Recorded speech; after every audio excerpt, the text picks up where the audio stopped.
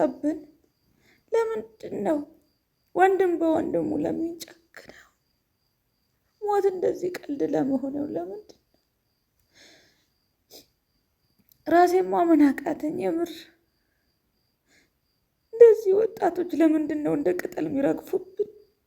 ምንድን ነው ችግሩ? ኢና ሊላሂ ወኢና ኢለይሂ ራጂዑን። እናንተ ሱብሃነላህ። አሰላሙ አሌይኩም ወራህመቱላሂ ወበረካቱ።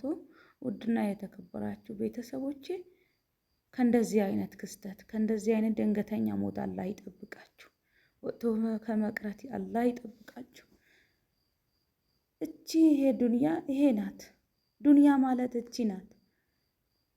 ምን አይነት ዘመን ነው የደረስነው? በአላህ አርጅቶ መሞት፣ ታሞ መሞት፣ ታክሞ መሞት ቀረ።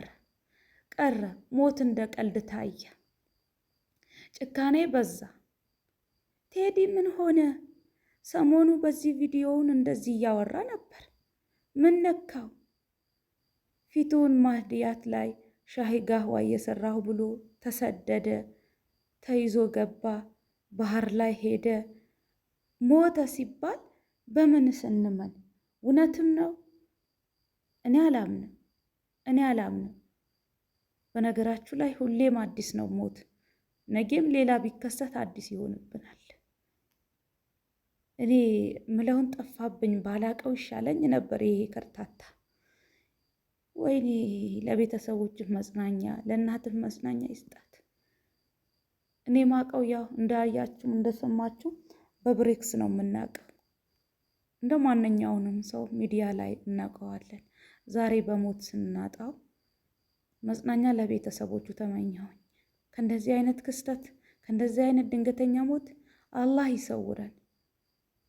ወላሂ ታሞ መሞት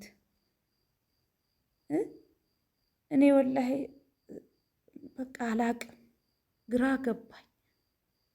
ግራ ገባኝ። እንዴት ልመን? እንዴት ልሁን? በአላህ ላ ሐውለ ወላ ቁወተ ኢላ ቢላህ። ወላሂ ውድ እህቶቼ ከእንደዚህ አይነቱ ክስተት አላህ ይሰውረን። ራሳችሁን ጠብቁ። ጊዜው ያስፈራል። ወንድም በወንድሙ ጨክነዋል። እኔ ምን እንደምል ምን እንደሆንኩኝ ራሴ አልቻልኩም። በቃ ምናገረው ራሱ ጠፋብኝ። ላኢላሀ ኢለላህ። መጽናኛ ለቤተሰቦች። ምን አይነት ዘመን ነው? እኔ ማመን አቃተኝ። አዲስ ሆነብኝ። ላኢላሀ ኢለላህ። ለምንድን ነው ጭካኔ በዛ?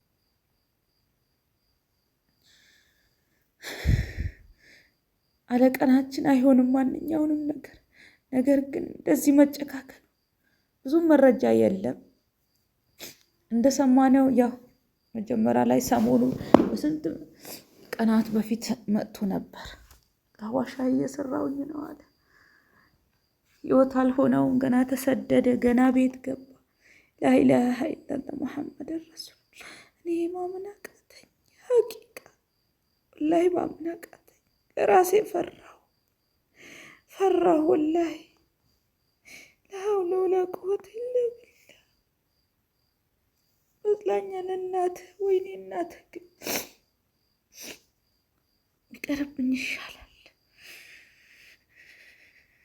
አስተግፊሩላህ ወአቱቡ ኢለይህ። አላህ ይቅር ይበለን።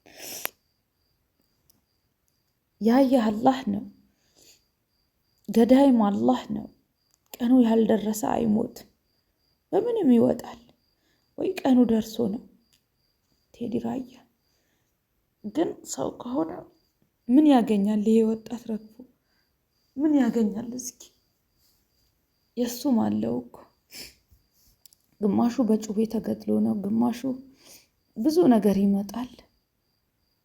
ግን ይታወቃል እስከ ትንሽ አዑዙ ቢላሂ ሚነ ሸይጣን ረጂም። እኔ መናገር ማቃተኝ ምለውንም ጠፋብኝ ማለት ነው። ሀቂቃ አላቅም ብቻ የምናገረው ራሱ ጠፋ።